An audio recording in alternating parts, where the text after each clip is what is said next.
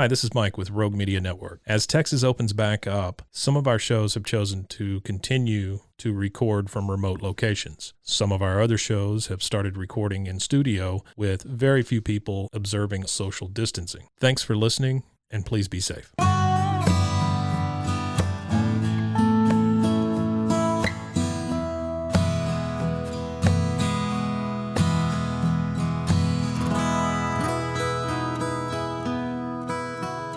This is Central Texas Living with Ann Harder.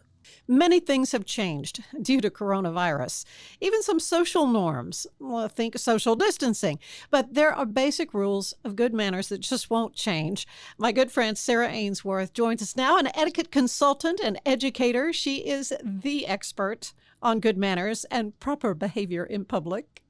It's so good to be with you. You're giggling, but you really are an expert on these things. But I was thinking on the way over here, what I love about you, Sarah, is that there is not anything judgmental in the way you present the information. You would sort of expect Miss Manners with her white gloves and her pearls and don't you dare, chew gum in public. You're not that way. That's really not the way you present that's not this. my philosophy. I mean, I feel like a tenet of my philosophy of manners is don't point a finger, give a hand. I feel like in my business, what I'm trying to do is empower people to feel comfortable in any social setting or a job interview or just basic awareness of themselves. At a dinner party or wherever you find yourself. So that someone doesn't, I had a woman a few years ago come up to me after I'd done a dining tutorial, and she was an MCC student, and she had 3 scholarships, she said, or maybe 2 scholarships. And she came up to me afterwards, and John Ant McCowan had conducted the president of MCC. Yes, the president of MCC. She was there's a presidential scholars program, and I come and teach for John Ant Dr. McCowan, I should say, every year. And the young woman came up to me and she said, "Thank you so much for teaching me this. I have 2 scholarships, and I have to go to a dinner and a luncheon every year for these 2 scholarships, but I've never had the courage to actually eat at them. I just tell people I've already eaten, but now I can eat." So she's that nervous about doing the wrong thing. Right. And I thought that is the essence of what I'm teaching, is empowerment and confidence and self-awareness. And then with those 3 things, you make someone else feel confident or comfortable, and I think there's a misnomer about manners in terms of it being, yes, a judgmental or holier than thou, but someone who... Yes, but what were you, raised in a barn? Those very black and white, dualistic thinking. And I think actually someone with really nice manners just makes every encounter of the person that they are with feel like $1 million. And we all know people like that. Right. People that just make you feel like you're the most important person in the room. And it's in a way, it's kind of hard to put your finger on what it is they're doing. You just know that they value you. And it's a presence. I think when someone has is present and mindful with you, it goes back to sort of this idea of being present and in the now. And I know that's all very kitsch, but I do think that's a component of nice manners, because you're really seeing the other person. Mm-hmm. Yeah, there was a way I'm trying to remember how you used to put it. When you kind of boiled it all into a nutshell as to what good manners was. Well, I would always say it's not a rigid set of black and white rules. It is truly just about how you make people feel. Yeah, thinking about the feelings of other people. Well, we are still going through a really unusual time, and people are sort of kind of feeling their way along a bit, but the whole social distancing, we get staying 6 feet away. It's hard for people who are friends not to want to give big old bear hugs, I know. But even in more, I guess, proper settings, business type settings where a hug wouldn't be appropriate, but even handshakes and all those kinds of, what are you hearing officially about? Is the handshake gone from American culture? I think this will be very interesting. And I think, manners, so the rules, the actual black and white written rules, those do change with time.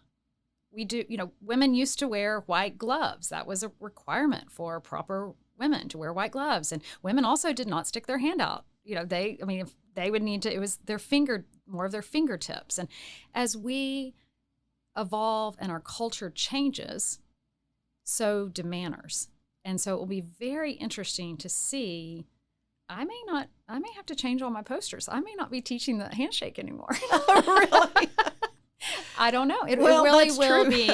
I know it really will be interesting. And I am really sitting, literally, no pun intended, sitting on my hands waiting to see what. But it's very interesting because there's not a black and white on it per se because of people's different levels of comfort. Some Right. people are fine shaking hands and don't think anything of it. Some people are The bare fist kind of. a bare fist or the bump. elbow, or Mhm. but then you find some people who think all that's ridiculous and they just want to shake their hands or reach in and give a hug, and everyone has a different comfort level with the season of this coronavirus. Mm-hmm. Well, let's talk about your training in all this.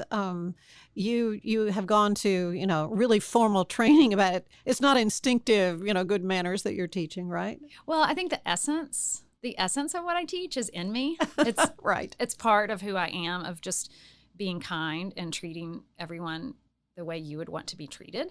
And that's the bottom line of Mhm. nice manners. Kind of the golden rule right there. Right. But when I started this, I decided that I needed really a formal education of accreditation so that I have a solid platform to stand on and say, this is where I received my curriculum. Mm-hmm. And it just gave me, I think the more accreditation you have and the more continuing education classes you can take, you should. Mhm. So I'm always curious, and I'm a lifelong learner. And I So think was that's- this the Emily Post School of Good Breeding? Or I've done, yes, I have. Yes, I actually have been to the Emily Post Institute. Good. Where is that? And they are lovely people. I bet they. I'm sure they are. Yes, they are. So In the South? yeah, no, it's not in the South. Hmm. Actually, so do you know the story of Emily Post? No. This is fascinating. So Okay. Emily Post was a kind of, grand doyen of society in New York, and her husband was on Wall Street, and she divorced him and had 2 sons, and no one divorced back then. But Emily Post had the gumption and the wherewithal to say, I'm out of here if you want to behave this way. And she started writing trashy romance novels. Really? Yes, to make ends meet. Although she was from a very Under the lovely, name Emily Post? no, I think it was another name. nom de plume. Mhm. Okay. Yes. And so anyway, she wrote these really hilarious trashy romance novels. But she was also from a really lovely family, and she had very nice upbringing and knew exactly what to do. Well, this is all during kind of the Industrial Revolution and the agrarian society coming into the city, and people starting to have more rooms in their home and china cabinets and more silverware. And, it was just, we were just becoming richer as a society in terms of monetary things. And it was, right after the Victorian era. It was just people had more things, and we're starting to entertain more. And it wasn't just the upper class. It was really, the middle and lower classes were able to afford a larger home or a house with a dining room or china cabinet. Anyway, so her publishers said, Emily, there are some people that are wanting to know what to do and know the rules of things. And you are an excellent writer, and you have an excellent sense of humor, and you have this really nice background and upbringing, and you know exactly what to do. Would you be willing to write a book on etiquette? And evidently she hung up on them. And she said, oh my gosh, the whole thing could be deduced down to 1 or 2 sentences, which is sort of my philosophy That's too. right. It's Keep it just, simple, a yeah. constant awareness of yourself and how you're affecting other people. That's all it is. And so they kept pressing her. And so finally she said, okay, I'll write the book. So she wrote the book, and it went into, I don't know how many editions, but she had passed away. And I think her daughter-in-laws and sons had kind of, added to the editions and added as times change. Like I said, the actual rules change. And so she passed away. Well, her family, it was time for another edition. Her family did a Gallup poll to see how well known her name was. And her family, they were teachers and had a media company and just, had all different jobs. and they were all on the East Coast. And so her name was as familiar as Aunt Jemima. All right. So they took, and that was without, commercial marketing per se. I mean, it was just she was a writer. It was just a book. The family said, do we want to continue this? Do we want to continue, the legacy of Emily Post, or is it time to just retire the book, or what shall we do? And, there were other people like Letitia Baldridge, who was Jackie Kennedy's social secretary. She had written some books. I mean, there were other people that have come into the scene of Etiquette and Manners, but really Emily Post started it. So all that to say, they did the Gallup poll. Her name was very familiar and people knew it. So they decided, we should really carry on her legacy and honor her, what her mission was. So they did, and they have opened the Emily Post Institute. And they offer trainings for people like me who can come and receive a curriculum. I've taken their business corporate training class and have all that curriculum. They offer children's classes. I probably need to go do that one, actually. I just like to go and meet Well, you people. teach a lot of kids. I do. Here. I do. Now, you haven't been able to do that lately, obviously. Right. But And all of my children's classes have been through the Protocol School of Washington. Okay, so that's a different. It's a different brand. It's just a different training. Mm-hmm. That's where I started. Are the basics pretty much the same, though, as far as? Well, they are. It's just the logistics of the curriculum, which was nice for me to own, and that way I wasn't making that up. I love the story you tell about when you're with some small kids, second graders, some of them, and they actually have a meal together. And anyway, tell the story. I love this story. Which story? When they grabbed hands and prayed. I thought that was so sweet. That's the sweetest story ever. So I was teaching in Mart ISD because every year they take the third graders of Mart to Marlin, to the chicken place, to have lunch, Valentine's Day lunch. Yeah. And they want to empower these children to feel confident and comfortable when they go have this formal quote unquote dinner. Nice for dinner, and they get all all dressed up, and it's a really big deal and a rite of passage in the third grade. Cute. And so they hired me to come, and so I said, okay. So, and they were all at separate tables, 4 and 2, and anyway, and so I said, okay, so the first thing, everybody choose a host. They had a host, and I said, and I wasn't sure. I mean, it's public school, so I didn't mention the prayer. And I look over, and this little table of 4 little boys are all holding hands, and the host that they had chosen to be the host was giving this long, long prayer, and all their eyes were closed, and their heads were bowed, and it was just a dear moment. It was really, and it was on their volition. We didn't. Right. Right. And you were like, this is a tradition for many. Right. And I said, that's what I lunch. said. Sometimes, some families pray before meals and others do not. But if you pray, but you're somewhere where they're not praying, you can silently say a prayer to yourself. If that's. Well, and you also teach college age. I know you've talked to the Baylor football team. I mean, there are a lot of interesting groups that you visit with. I know. I'm working with the, I hope it works out. All my jobs recently. Everything's up in the air. I know. Everything's I feel your pain with it. Yes, the Baylor cheerleaders. I'm working with them later this summer because they really are huge ambassadors, and the conversation skills, and really it's just when you learn these skills and you're comfortable in your own skin, you make the other person feel comfortable. Yeah, that's a huge skill to have, for sure. We did a show one time for Central Texas Living, and we'd asked the people on Facebook, what their pet peeves were for where manners are. And it was so fascinating because it was everything from getting on and off an elevator to food in the public, in the workplace. Like a lot of folks will eat at their desk, and sometimes it can smell pretty strange. So those kind of things.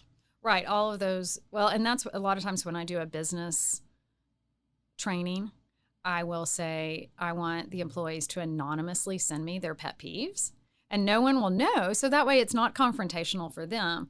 But if someone every day at 4:00 is making the entire workplace smell like popcorn, you don't know who said it, but you're pretty just going much to be know more who aware. it is. Yeah, you are going to be aware. But yes, all of just it's interesting because we all have a different pet peeve.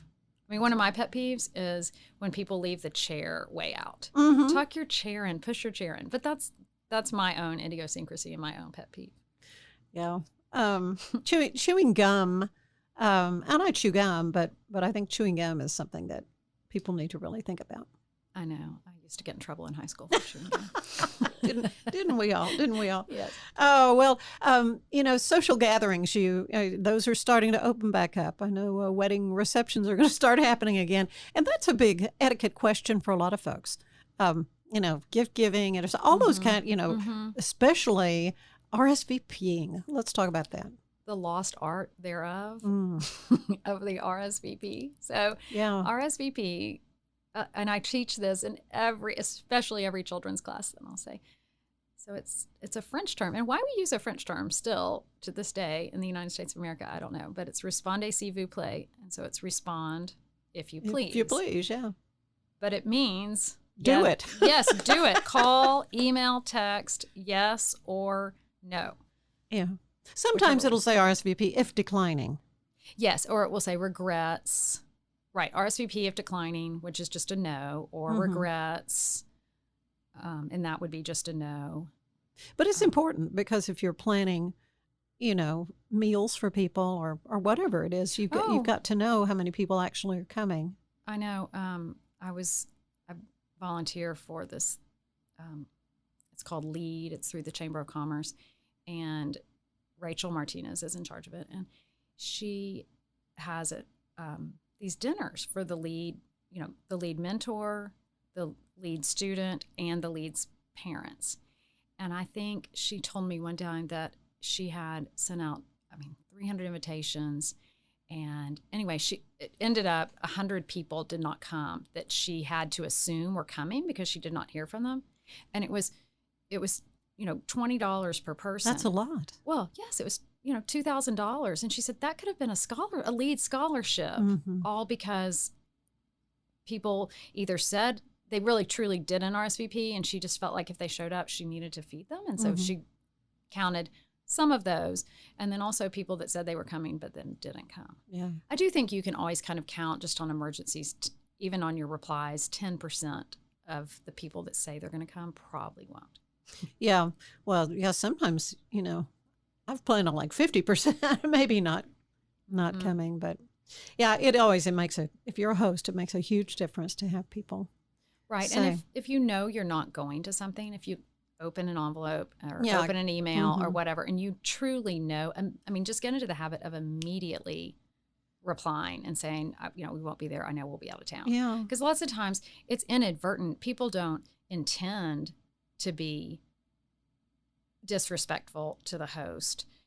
They open the envelope or they open the email. They've got to talk to their spouse. They've got to figure out that weekend. And then they just forget. Know. Yeah, right. Exactly. And then life comes at you and then you just forget. But I think if you just get in the habit of really the minute you open that, if you're sitting down at your computer, get your calendar out. And if you have something, and then write down, reply. Say, I did respond to this. Right. Well, we're going to have to bring this to a close, and because there's so much that we can talk about, but I do love to end these visits with a questionnaire. It's similar to the one that was used on the late, great James Lipton's show Inside the Actor's Studio. You familiar with that? No. Or does it ring a bell? Okay. No. Well, it's just kind of simple little questions, things like, what's your favorite word? My favorite word.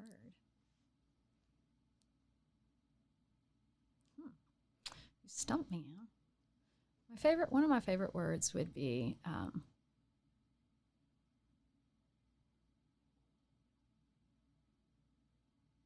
magnificent. Very good. Magnificent. What's your least favorite word?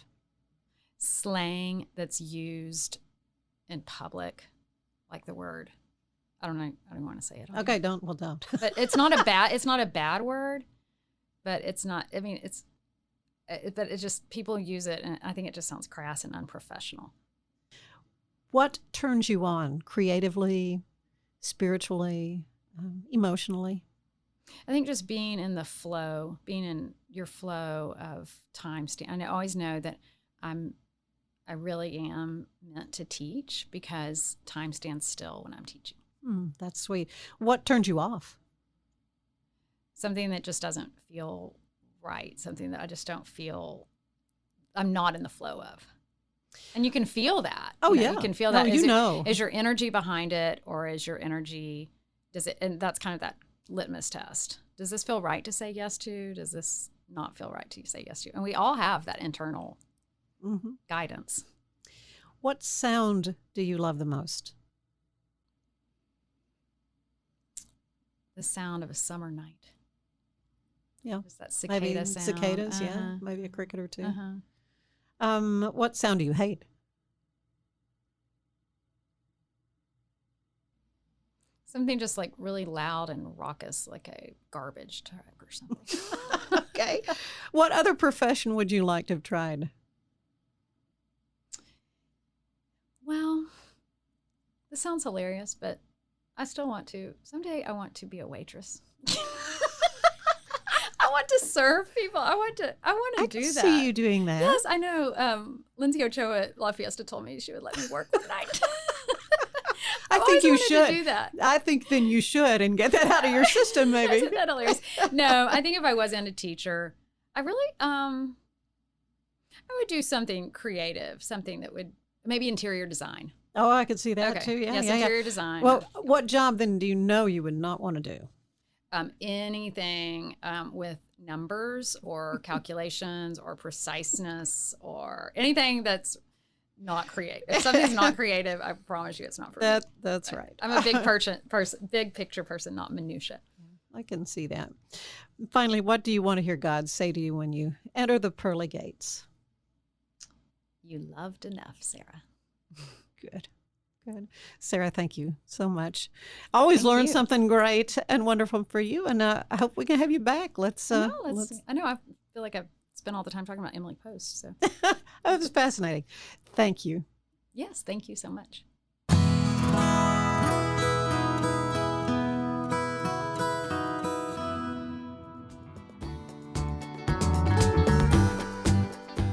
Welcome to an Original Outlaw podcast. I'm Autumn Outlaw. I grew up in a very small town outside of Waco named Clifton. And it's weird, when you're raised in a small town, it's easy to forget that there's a bigger world beyond those dirt roads. Find more at an originaloutlaw.com or go to Facebook and look for Original Outlaw and find some of the different tips and tricks we talk about in the podcast. Thanks for listening, and we'll see you next time. Bye.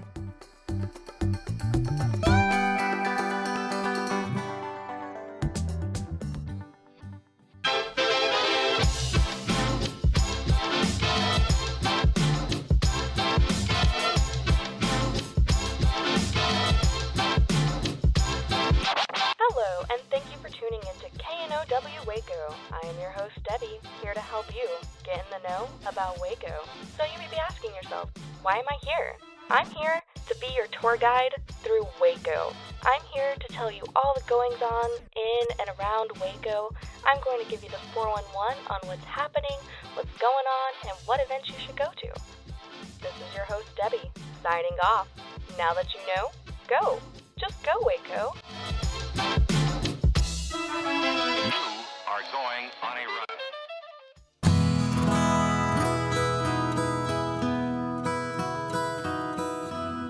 There is so much to see and do in Central Texas, and Waco certainly has led the list of hot places for visitors to come.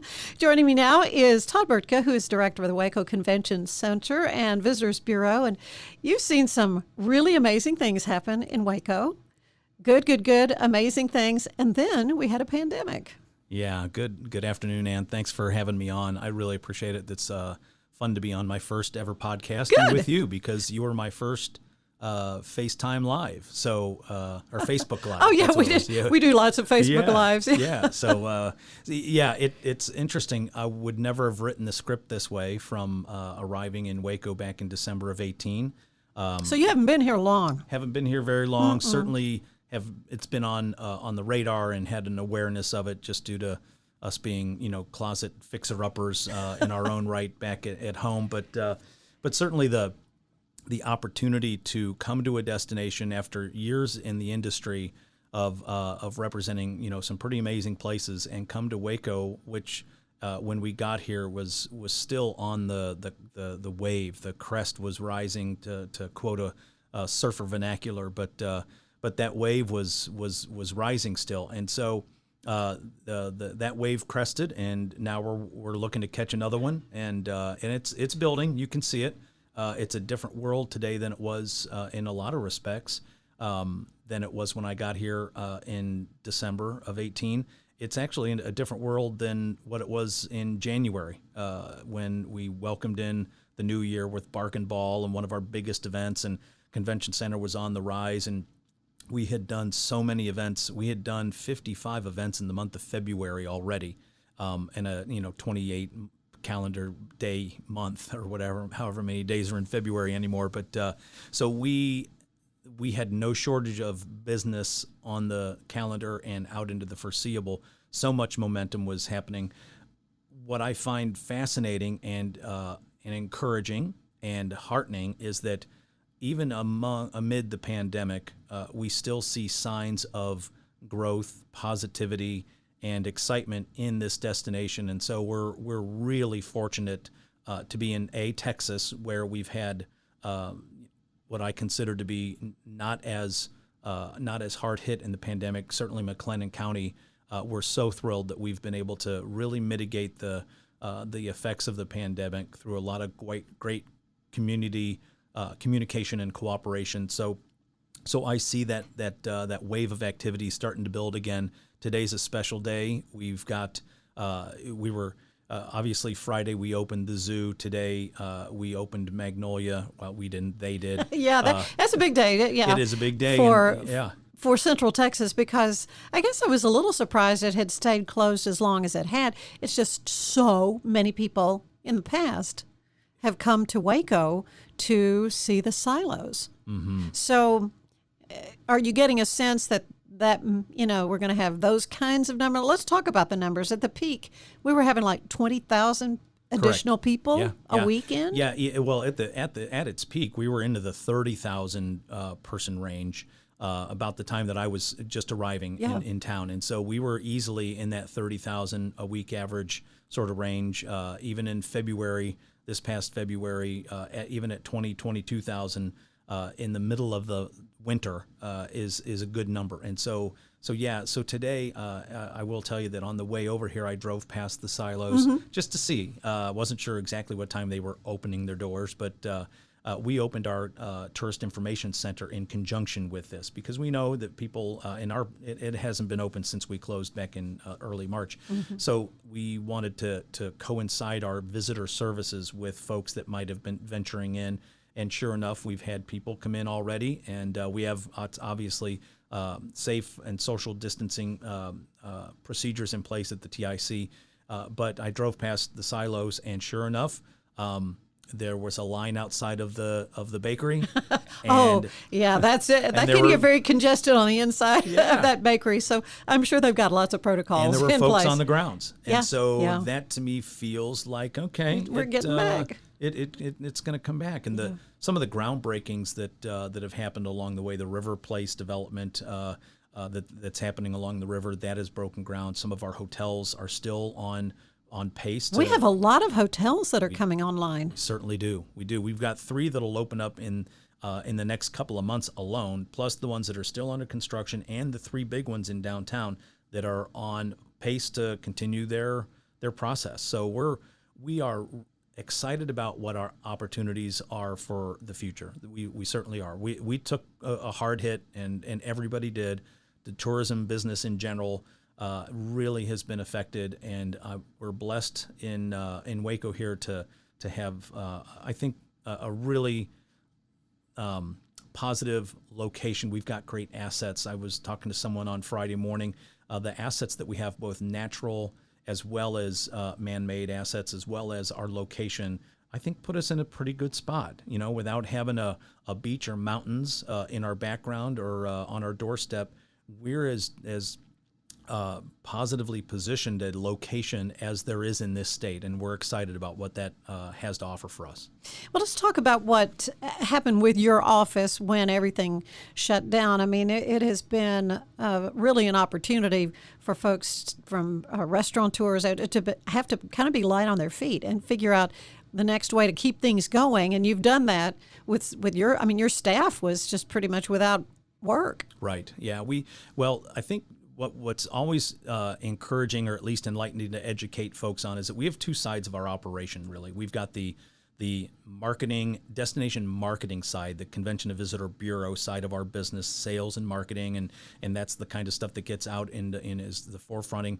And then we've got the operational thing. We've got a convention center here that is reliant upon group business. The big events, the Texas Sports Hall of Fame, Right. banquet, induction ceremony, things like Right. that have had to be shifted. Public enemy number one in the pandemic, group meetings. Right. So we really obviously suffered. I recall driving on March, was it I think a Friday, March 13th, having to drive from my house at 8 o'clock on a Friday night to tell the event that was taking place as we spoke, that we were on immediate shutdown, that they had to leave the premises. Really? And so that was really challenging. I had never encountered that in my career. So And that was an edict from the governor? Or governor, city officials, and the governor. Oh, my goodness. As it was happening.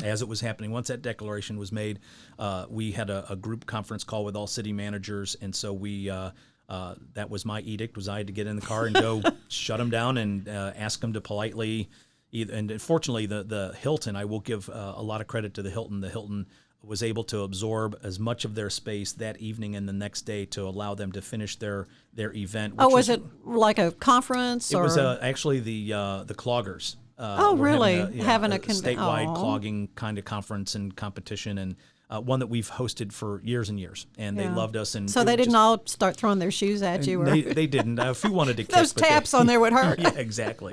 But so it was that kind of thing, and so that building, our building, has been dark since, and so we've seen a lot of good friends, good customers have to cancel or at least postpone. And the good news here is that the overwhelming majority of business that we've had on the books has rebooked for a future year, future months, even in this calendar year. So it's not it hasn't been a complete loss, but certainly in our fiscal year, we've lost a lot of business, and we're probably going to lose a little more. We had a major cancellation for the end of July take place on Friday, so that was just hard kind to take. of decided, I think we better not try to get all these people together, kind of thing. Because it was a huge meeting, 3,000 people. Oh my goodness! So 3,000 people, which in a typical scenario is no big deal for us, and that's what we want. Just with even at 50%. It really didn't make much sense for them to continue their event for this particular end of July, because we just can't guarantee where we're going to be from a group setting standpoint. I wonder, what kind of directives you're getting as far as when these big conferences can start happening again. Are they looking really now more at the fall? We're waiting, and that's kind of we're waiting on the governor and the city. So we've presented a preliminary reopening plan that we think makes a lot of sense. We've conferred with other buildings. We've conferred with the health district locally here. We've conferred with the state on what a reopening of our facility and the business model might look like. So we're really hoping that it looks good, even if we have to open at 25% here in the not too distant future and then move it up incrementally. We're hopeful that there will be some business locally that with distancing won't fit in typical venues. So the minute you take distancing and you multiply it times 6 feet, a person, they may need a bigger room. They're going to need bigger space. They're going to need the Chisholm Hall, to have a wedding reception. Yeah, exactly. No, that's exactly really. what we're banking on, and we've got converging things taking place at the same time. Our big business is outgrown us because we can't handle that because of distancing. Small business is growing up to fit us due to distance, and so we're going to make the best of it. And if we can start to put the lights on and run the escalators, and that will be a really great day. So can you tell us what the next thing is going to be that you're going to have there? Do you know one that's on the books that you think is really going to happen? Really going to happen? That's a good question. TAPS has been a great partner of ours, Texas Association of Public or Parochial and Private Schools. We're talking to them later today and tomorrow. They're in the first or the second week of July. We really hope that that's one that we can host. Even at 50%, their numbers fit us, and so we'll be in good shape. We've got great safety protocols in place. So we're really hoping that that's what can reopen the building. It'd be a perfect partner to do it with because they've been such a great partner with ours. And then we'll go from there in the month of July. I don't foresee much happening in our space in June unless we're able to open and someone calls and says, hey, I've got a meeting of 25 people. Can you host us? And we, that kind of thing. Mm-hmm. So, but at the moment we've got to get approvals all up and down the board to do this safely and do it the right way. And that's kind of the I guess the phase that we're in right now. It's a lot of treadmill work, as I call it. We're just running on that treadmill. We're not getting anywhere, but we're getting a lot done. It just doesn't. We're not moving forward much. So. Well, we have just a little bit of time. I want to talk to you about your background. Where did you come from? What brought you to Waco? Well, I came to Waco from Virginia Beach. I was in Virginia Beach for 4 years as the senior vice president of sales and marketing there.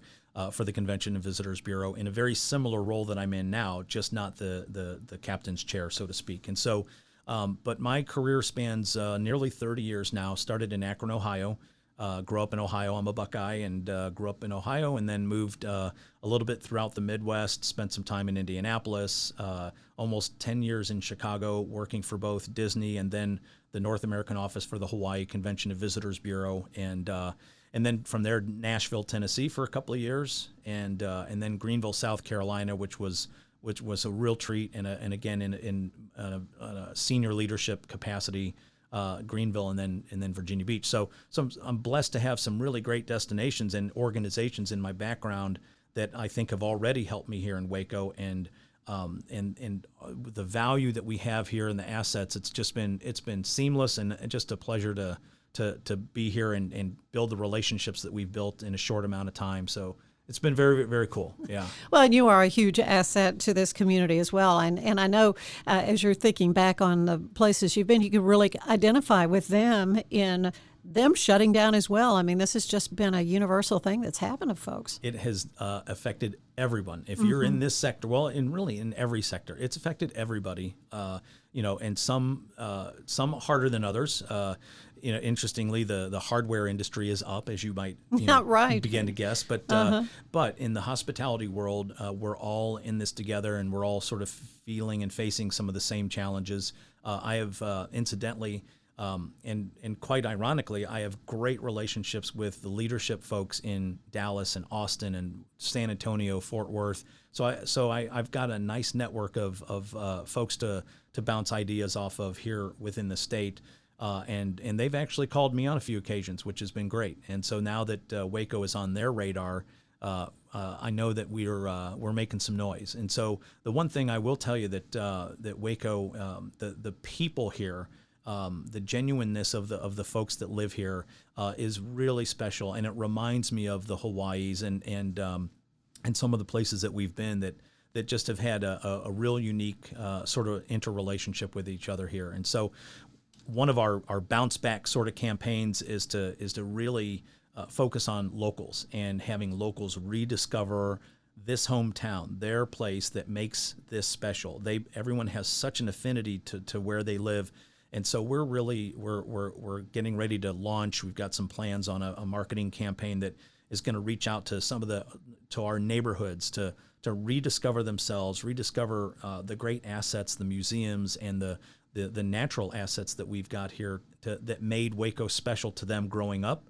And they're all still here. And so we want them to sort of rediscover. This is our sort of town, our community. And it's pretty cool for visitors, but it's really cool for us first. And that's kind of that first phase. Let's talk to our neighbors. Let's get our own residents sort of re-engaged in all the cool things there are to see and do here, and then we'll branch out when it's safe to go out and get folks to visit and that kind of thing. So we're excited about where we're at. Well, I sense your enthusiasm, and there are so many wonderful places to see, and I know there are some things that I still haven't gone and visited yet. Now I'm retired, I have the time to do it.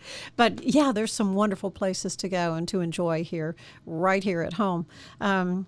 Hope that you will come back as things start to open up even more. Absolutely. Let's make plans for that. So once we get some things launched, we have some really cool innovative marketing ideas that I think they're gonna be beneficial to everybody, and because that's who we want we want them to be beneficial for everybody. And so I think we've got some really cool things happening, and I'd be happy to come back. And I'd be remiss if I didn't talk about the music friendly community designation that we're also. It's little things like that. Okay, so is it a done deal? It's 97% baked. I think it's pretty much. Because I've got Lindsay Lipman. I know. She is on the line. She's going to be coming to talk about. I love her. She great. Has been a driving force in that. It's been a passion for her for that to happen. And there's so much great stuff happening. Absolutely. In Waco. And you're just such a huge part of it, Todd. Thank you so much for being with us. My pleasure. Thank you so much. And let's stay safe and enjoy Waco.